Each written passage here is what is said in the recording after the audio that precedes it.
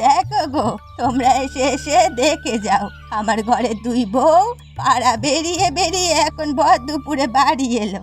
বলি কোন ভদ্র ঘরের বউ এরকম দিন দুপুরে ঘুরে বেড়ায় শুনি? ওদের ওরকম করে বলবেন না মা, ওরা সারাদিন কষ্ট করে এই রোদের বেলায় চানা বিক্রি করে।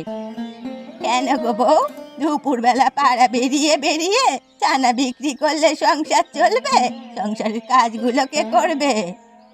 কেন, আমি তো সারাদিন কাজ করছি।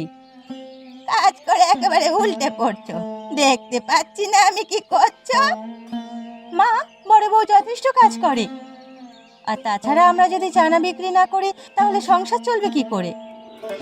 এত কিছু করেও তো চলছে না। আসলে তোমরা তিনজন হচ্ছে অবাগা, আর তোমাদের এই পোড়া কপাল নিয়ে তোমরা এই বাড়িতে এসেছো বলে আমাদের এই অবস্থা। আমার 3 ছেলে মরেছে তোমাদের জন্য। এরকম করে বলবেন না মা, আমরা যে স্বামী হারিয়েছি তাতে আমাদের কি কষ্ট কম? তাছাড়া এই সংসারের জন্য তো সারাদিন খেটে বেড়াচ্ছি, দৌড়ে বেড়াচ্ছি। আপনার কি একটু মায়া হয় না আমাদের দেখে? তোদের পেটে লাথি মেরে যদি বাড়ি থেকে তাড়াতে না পেরেছি, তবে আমার নাম জয়ন্তী নয়। আমি নিজে নিজের পেট ঠিক চালিয়ে নিতে পারবো, তবে তোদের মতো অবাগির ঘরের বেটিদের আমি পুষতে পারবো না ঘরে। যা বিদায় হো আমার চোখের সামনে থেকে।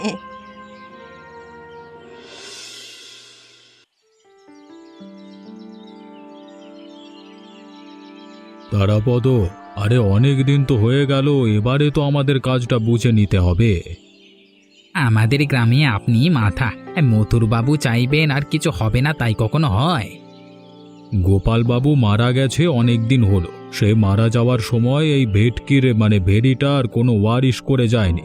এখন কোনো জিনিসের প্রতি যদি মালিকানা না থাকে তাহলে সেটা গ্রামের জমিদারের হয়, আর এই গ্রামের বাপ মা সব আমি।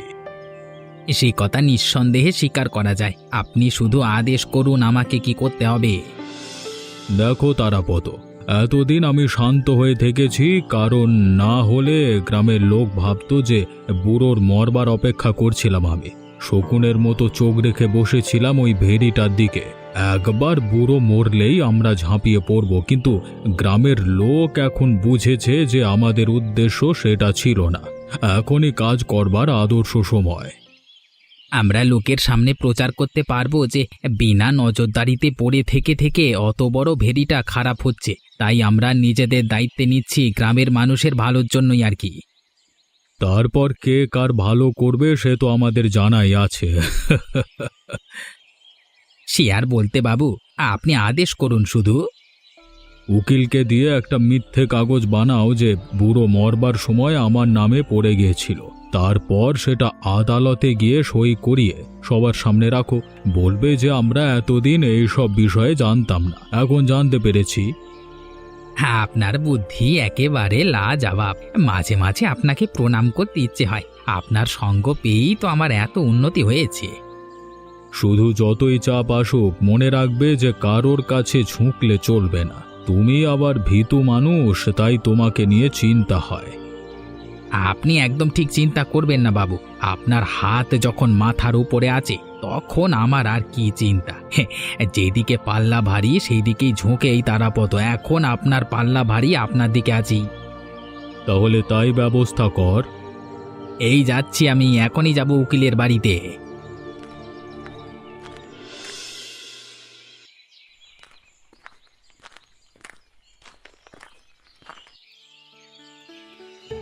কেউ বাড়িতে আছে? এ বাড়ির গুরুজন কেউ বাড়িতে আছে?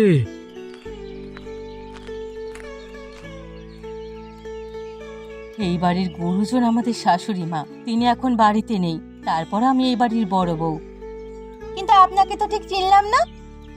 আমি হচ্ছি এই অঞ্চলের তহসিলদার। তোমাদের শাশুড়িকে দরকার নেই, তোমাদের হলেই চলবে। কিছু হয়েছে বাবু? খুশির খবর আছে তোমাদের জন্য। তোমরা এমনিতে কি করো, কিভাবে সংসার চলে তোমাদের? আমাদের স্বামীরা মাছ ধরতো, নদীতে হঠাৎ বান আসায় তারা আজ থেকে 3 বছর আগে নৌকাডুবিতে মারা যায়। তারপর থেকে আমাদের প্রচণ্ড অভাব। তারপর থেকে আমরা 2 বউ গ্রামে চানা বিক্রি করি, আর এই যে বড় বউ সে বাড়ির কাজ করে। এবার থেকে তোমাদেরকে মিলেমিশে থাকতে হবে, কারণ এই গ্রামের যে সব থেকে বড় ভেড়িটা তার যে মালিক ছিল গোপালবাবু সে মারা যাওয়ার আগে গোপনে তোমাদের নামে ওটা রেখে গেছে। ওই ভেরির এখন বর্তমান ওয়ারিশ তোমরা। কি বলছেন কি আপনি? অত বড় ভেটকি মাছের ভেড়িটা আমাদের?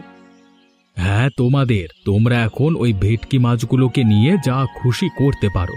এই দলিলে স্পষ্ট লেখা রয়েছে যে গোপালবাবুর মৃত্যুর সময় কেউ পাশে ছিল না, শুধুমাত্র তোমরা পাশে ছিলে, তাই তোমাদেরকে সে তার শেষ জিনিস দান করে যাচ্ছে।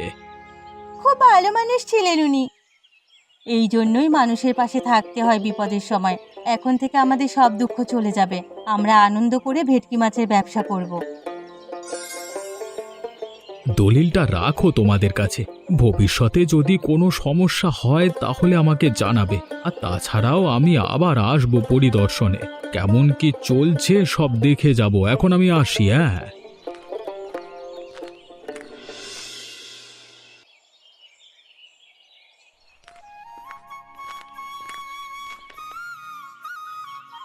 আরে এসো এসো বুড়িমা, এসো, তোমাকেই তো চাইছিলাম। বাবা, তুমি এত বড় লোক, তোমার এত বড় বাড়ি, তুমি জমিদার, আমাকে তুমি নেমন্তন্ন করেছো, সেটা কি ভালো দেখায়? আমি গ্রামের মানুষদের নিয়ে থাকতে ভালোবাসি, আর গরিব মানুষদের কাছে টানবার মধ্যেই তো আসল আনন্দ। কতদিন আর বেঁচে থাকবো? যতদিন তোমাদের নিয়ে মিলেমিশে থাকতে পারি ততদিনই সুখ। ঠিক কথা বলেছো তুমি, কিন্তু আজ হঠাৎ আমাকে বাড়িতে নেমন্তন্ন করে খাওয়ালে, তাও একা, কিছু বিশেষ নাকি? আসলে এই গ্রামে ভালো মানুষ বলতে একমাত্র তোমাকেই চিনি আমি। তুমি এই গ্রামের সব থেকে বয়স্ক মানুষ, তাই ভাবলাম যে তোমাকে খাওয়ানো দরকার। তোমার ভালোবাসা পেয়ে আমি খুব খুশি হয়েছি। আশীর্বাদ করি বাবা, ভালো থেকো, ভালো করে উন্নতি করো।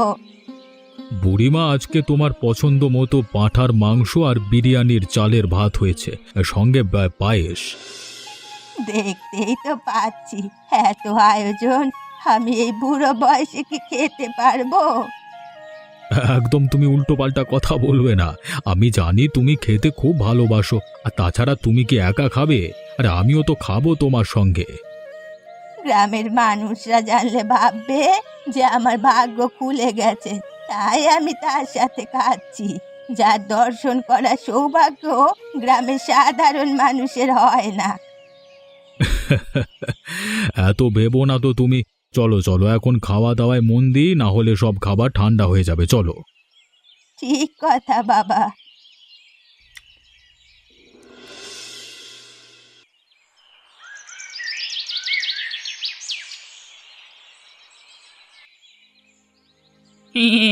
এই দেখো দেখো, জয়ন্ত বুড়ি কেমন পাগল হয়ে রাস্তায় ঘুরছে। আগে কত দেমাগ ছিল বুড়ির, আর এখন দেখো নোংরা ময়রা কাপড়, গায়ে গন্ধ, ছিচি ছিচি। চল চল চল, একটু ইট বাড়ি বুড়িকে, চল চল তাড়াতাড়ি চল।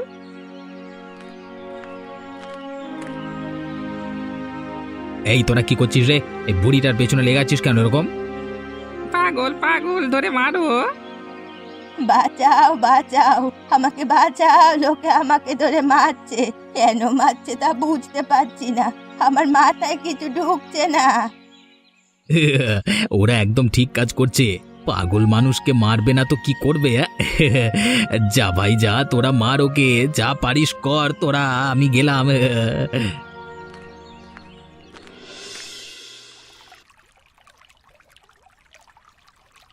কি ঘটনা? জয়ন্তী বুড়ির দেহ ভেসে উঠেছে হঠাৎ করে এই পড়ে থাকা ভেটকি মাছের ভেড়িতে। এ তো মানা যাচ্ছে না একেবারে। আরে আরে সরে যাও সরে যাও, তোমরা এখানে একটু ভিড় খালি করো। আরে বাবু এসেছে, বাবু দেখে সবকিছু বিচার করবেন।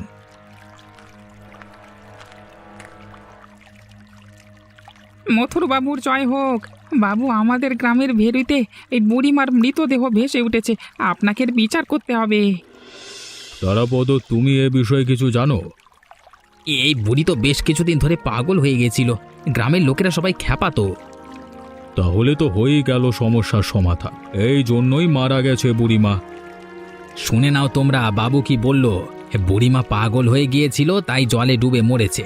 তোমরা তো সবাই জানো যে পাগলে কি না বলে আর ছাগলে কি না খায়। পাগল মানুষ নিশ্চয়ই মাথার ভুলে জলে ডুবে মরেছে। এই বিষয় নিয়ে আর বেশি জল ঘোলা করে লাভ নেই। এই ভেরিকে আপাতত বন্ধ করে রাখবার সিদ্ধান্ত নেওয়া হলো। আর বুড়িমার মৃতদেহকে আমরা নিজেদের দায়িত্বে দাহ কাজ করবার জন্য শ্মশানে পাঠাচ্ছি। তোমাদের কারোর কোনো আপত্তি নাই তো? আপনি যা ভালো বুঝবেন তাতেই আমাদের সম্মতি। আপনি আমাদের বাপ মা। চলো চলো তারাপদ, সেই মতোই ব্যবস্থা করো, চলো।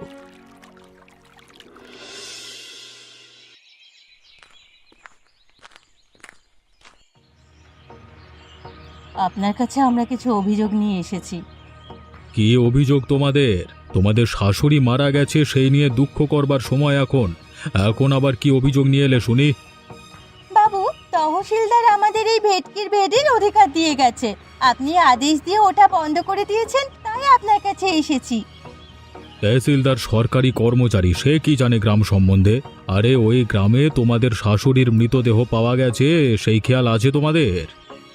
শাশুড়ি মার মানসিক অবস্থা কিছুদিন ধরে ঠিক ছিল না, সেজন্য আমরা দুঃখিত।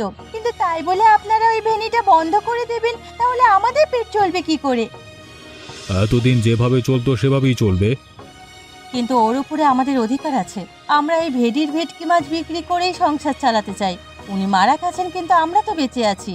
আমাদের যে করে হোক বেঁচে থাকতে হবে। আপনি দয়া করে আমাদের দিকটা বিচার করে ভেড়ি খুলে দিন, না হলে আমরা খুব বিপদে পড়ে যাব।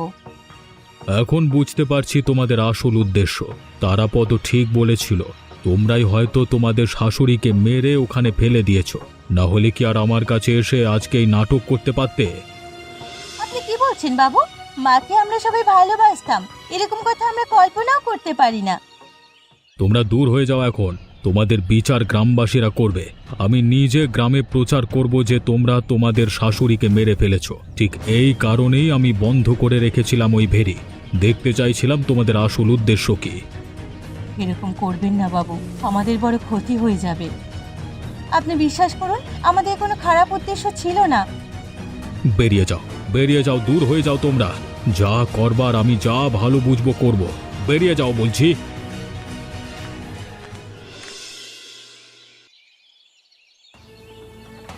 মার, এই তিন বউকে মার, এতে শেষ করে দে। এ কি, তোমরা এরকম উত্তেজিত হয়ে আমাদের বাড়িতে এসেছো কেন? সবাই জেনে গেছে যে তোমরা তোমাদের শাশুড়িকে খুন করেছো স্বার্থসিদ্ধির লোভে, তাই ওরা তোমাদেরকে আর বাঁচিয়ে রাখতে চায় না।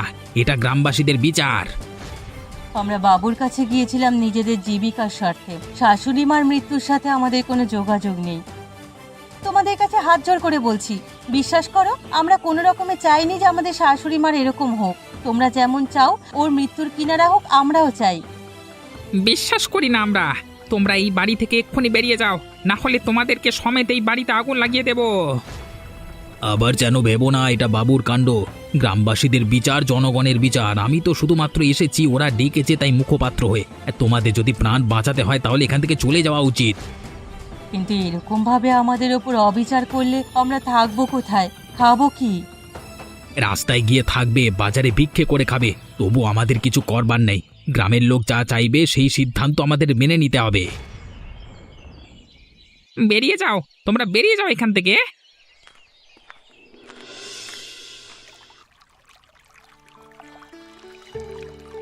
বাবু, আপনি যা চেয়েছিলেন সেটা আপনার মতো না হলেও তবে যা হলো খারাপ হলো না।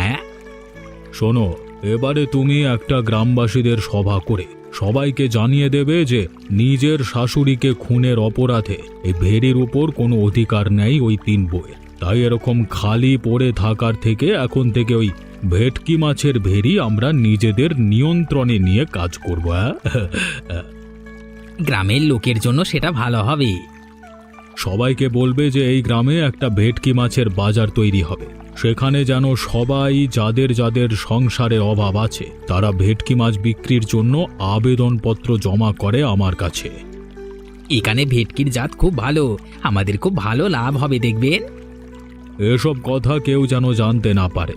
আমরা কত লাভ করছি সেটা শুধু আমরা জানব। বাকি সবাই জানবে যে শুধুমাত্র তাদের স্বার্থের জন্য আমি এই ভেটকি ভেড়ি নিয়েছি। আর ওই খুনি তিন বউ কোথায় আছে? ওরা তো এখন এদিক ওদিক ঘুরে বেড়ায়, কখন কি ভিক্ষে করে খায়। শোনো, ওরা হচ্ছে সাপের জাত, বিষধর সাপ। ওদেরকে এই গ্রামের চৌহদ্দির মধ্যে আর রাখবে না। তাড়িয়ে দাও, কালকেই ওদেরকে তাড়িয়ে দাও। আপনার হুকুম শিরোধার্য বাবু।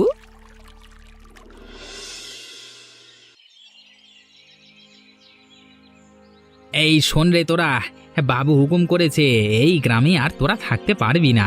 কোনো খুনিকে বাবু তার গ্রামে রাখতে পারবে না, আর তাছাড়া গ্রামের লোক সেটাই চায়। এতই তো অবিচার করলেন আমাদের সাথে, আর কত করবেন? কেন, আমরা কি কারো কোনো ক্ষতি করেছি? আমরা শুধুমাত্র কেউ ভিক্ষা দিলে খেতে পাই, না হলে এভাবেই রাস্তার ধারে পড়ে থাকি। সেটাই তো হচ্ছে কথা। তোদেরকে দেখলে গ্রামের বাচ্চা বাচ্চা ছেলেরা কি শিখবে? শিখবে যে নিজের স্বার্থের জন্য গুরুজনকে খুন করে ফেলতে হয়। হ্যাঁ, ছি ছি ছি ছি ছি।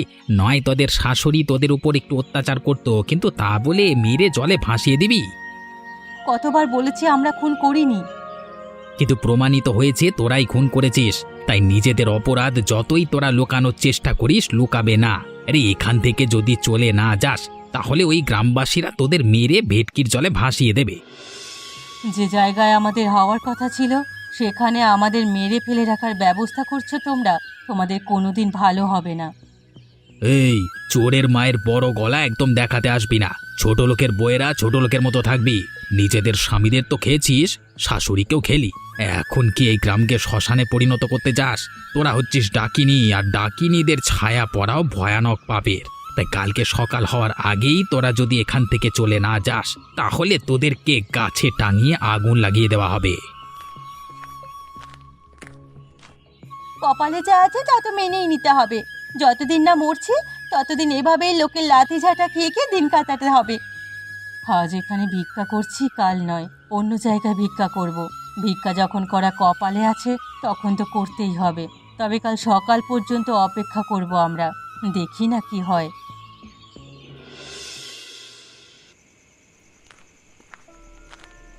আরে দাঁড়াও দাঁড়াও, তুমি তো তারাপদ।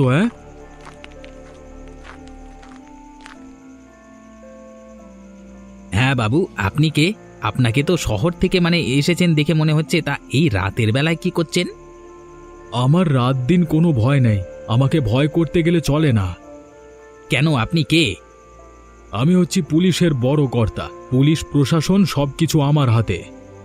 ও আচ্ছা আচ্ছা, আমি এখন আসি বড়বাবু, ঠিক আছে? হ্যাঁ হ্যাঁ হ্যাঁ। তোমাকে ছেড়ে দেব বলে তো দাঁড় করাইনি। কি চাইছেন আপনি? তোমাকে আমার সাথে থানায় যেতে হবে। কেন, আমি কি করেছি? আমি কিছু করিনি বাবু। আমি ওসব থানা পুলিশ ওসব ব্যাপারে খুব ভয় পাই। থানায় যাবে না বলছো? তাহলে আমি যা বলবো তার সঠিক সঠিক উত্তর দেবে। একদম বাবু, আপনি শুধু বলুন না কি জানতে চাইছেন। আপনি যা জিজ্ঞেস করবেন তার সঠিক উত্তর দেব। এই গ্রামে আমার কেউ বাপ মা নেই, কেউ আমার নিজের নয়। কিন্তু ওই মথুর বাবু তো তোমার নিজের। তার নামে কিছু কি বলতে পারবে তুমি? দেখো, যদি বলতে না পারো তাহলে কিন্তু জেলে যেতে হবে, আর থানায় নিয়ে গেলে প্রচণ্ড মার মারি আমরা। সহ্য করতে পারবে তো? আপনি কি বলছেন বাবু? আমি শুধু ওই শয়তান জমিদারের সাথে কি থাকি কারণ ওর পাল্লা ভারী বলে? তাহলে বলো তো, ওই বুড়িমা খুন আর ওই 3 বইয়ের ভিক্ষা করার আসল রহস্যটা কি? আসল ব্যাপার হচ্ছে বাবু, এই জিনিস কেউ জানে না। আপনি যখন 3 বউকে ওই ভেটকির পুকুরে দলিল দিয়েছিলেন, ব্যাপারটা জানতে পেরে জমিদার একটি পরিকল্পনা করে। কি পরিকল্পনা? ভালো মানুষ সেজে ওদের শাশুড়ি বুড়িকে বাড়িতে নেমন্তন্ন করে খাবার খাওয়ায়। বুড়ি খুশি খুশি খায়, কিন্তু ওই খাবারে পাগল হওয়ার বিষ মেশানো ছিল। বুড়ি খাবার খেয়ে পাগল হয়ে যায়। তারপর গ্রামের লোকের অত্যাচারে বুড়ি আত্মহত্যা করে, আর আত্মহত্যা করবার পরেই সেই ঘটনার দায় চাপিয়ে দেয় জমিদার ওই 3 বইয়ের ওপরে। ব্যাস, তারপর যা হবার তো বুঝতেই পাচ্ছেন। শয়তান, তোদের নরকেও ঠাঁই হবে না। যদি এই কথা গ্রামের সবার সামনে না বলিস, কালকে তাহলে তোকে মারতে মারতে টেনে নিয়ে যাব থানায়। কথাটা মনে রাখিস। এই 3 বউ হচ্ছে রাক্ষসী। এদেরকে বলা হয়েছিল গ্রাম ছেড়ে চলে যেতে, এখনো যায়নি। এদের গায়ে আগুন দিয়ে পুড়িয়ে মারবার আদেশ দিচ্ছি আমি। শাস্তি চাই, 3 বইয়ের শাস্তি চাই। আমাদের ওপর দয়া করুন, এরকম অবিচার করবেন না। আপনাদের কাছে হাত জোড় করছি।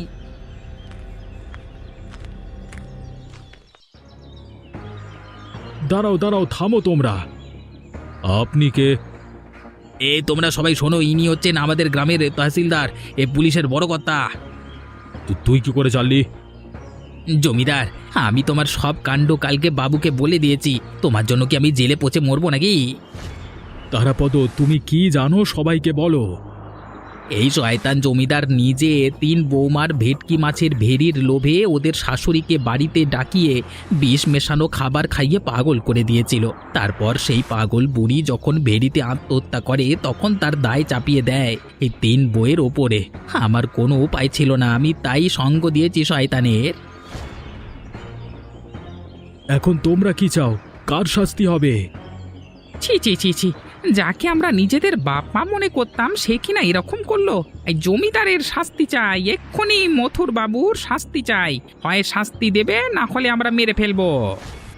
তোমরা শান্ত হও, আমি পুলিশে খবর দিয়েছি। পুলিশ এক্ষুনি এসে ধরে নিয়ে যাবে এদের দুজনকে। আমি জানতাম এর পেছনে খুব বড় একটা চক্রান্ত আছে, তবে এইভাবে যে আমাদের শাশুড়ি মাকে মেরে ফেলবে আমরা ভাবতেও পারিনি। বাবু, আপনি না থাকলে আমরা মরেই যেতাম।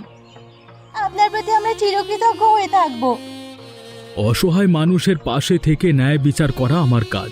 এবার তোরা বুঝবি শয়তান, কত ধানে কত চাল হয়। সবকিছু ভালো হলো, শুধু শাশুড়ি মা এভাবে মারা গেল, এটাই মেনে নিতে পারছি না। অভয়বাবু কত ভালো লোক, শুধু আমাদের বাঁচালেন না, আবার এত বড় বাজার বানিয়ে দিলেন সরকারের সহায়তায়। ওদের দুজনে শুনেছে জেল হয়েছে। জেল তো হবেই, এরকম শয়তানি করলে শাস্তি হবে না?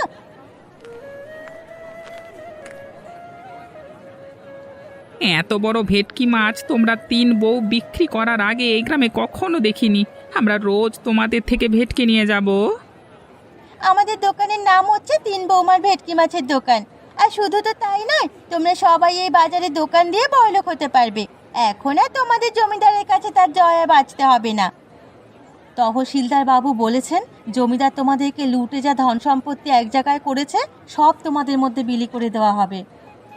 এখন থেকে আমরা সবাই আনন্দ করে মিলেমিশে এক জায়গায় থাকবো। শয়তানের শাস্তি হয়েছে, এটাই আনন্দের। আমাদের তোমরা ক্ষমা করে দিও, আমরা বুঝতে পারিনি, তাই এত বড় অত্যাচার করে ফেলেছি তোমার উপরে। তোমাদের কোনো দোষ নেই, তোমাদের জায়গায় থাকলে যে কেউ ও কাজ করতো। তবে যা হওয়ার হয়ে গেছে, এখন থেকে কারো কোনো প্ররোচনায় আমরা পা দেব না। সবাই আমরা পৃথিবীর থাকবো। তোমরা কিন্তু আমাদের মতো মিলেমিশে থেকো আর আমাদের চ্যানেলকে সাবস্ক্রাইব করো।